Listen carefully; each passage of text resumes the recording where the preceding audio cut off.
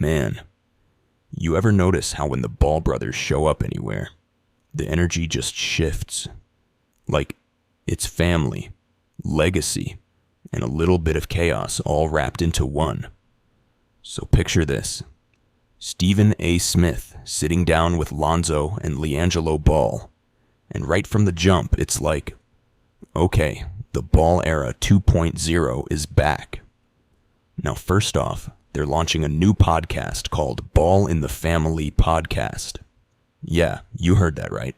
They rebranded from The Way Show because they know the Ball in the Family name carries weight. Lonzo explains it's not just about basketball, it's about life, culture, and even comedy. Because Jello's out here saying he's got no filter, while Zoe's the calm one, keeping it balanced. And Stephen A's cracking up because he already knows.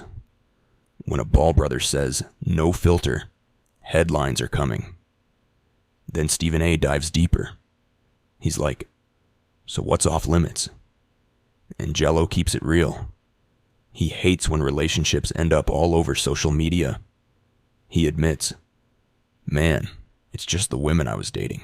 They post everything. You could almost hear Stephen A trying not to laugh. Meanwhile, Lonzo's just chill. He's like, I don't hide nothing. What you see is what you get. That's pure Zoe energy right there. Quiet confidence. But what really hits is when Lonzo talks about maturity and fatherhood. He's like, having a kid made me a man early. He reflects on the ups and downs, especially the injuries. Those knee surgeries that sidelined him for 2 years. And man, you can tell he's grateful. He even shouts out Dr. Cole, saying, bro gave me a 30-40% chance I'd ever play again, but here I am. That's powerful. Then Jello jumps in, saying his life took turns, but he always kept his energy up. Becoming a dad made him smarter, made him drop the reckless stuff. And when Stephen A asks why they started the podcast, Lonzo nails it. He says it's about controlling their own narrative. That line right there, that's the key. He's saying, we're tired of other people telling our story. Stephen A, being Stephen A, can't resist the basketball talk. He's like, if you didn't get injured, what kind of player would Lonzo Ball be? And Zoe answers humbly but confidently.